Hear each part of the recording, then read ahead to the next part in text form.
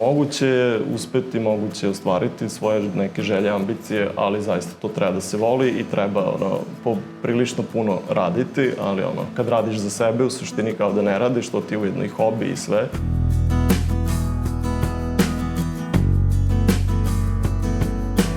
Cela priča krenula još tokom studije na Tehnološkom fakultetu i to je prvi susret sa tim ale-ovima i kao zanatskim pivom konkretno. Početci su bili kuvanje svog piva u kućnim uslovima za drugare i nekako kao išlo u tom smeru da je to dobro, da se ponavlja, da nije bilo kao slučajnosti nekih, nego da sam ponovio više puta istu recepturu i teo sam podići to na viši nivo.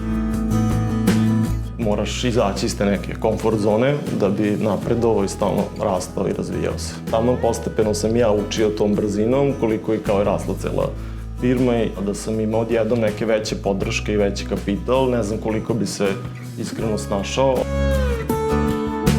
Ja sam lokal patriota i stvarno prepozna se to, kad imaš priliku da kreiraš neki brend, da stavljaš svoj grad u tu priču i tako da i Somborci ponosni su na to. Super su reakcije, naravno, ta podrška ljudi dosta znači jer je to cela priča i počela sa tim da želim da se vratim u svoj grad i ovde da pravim tu priču.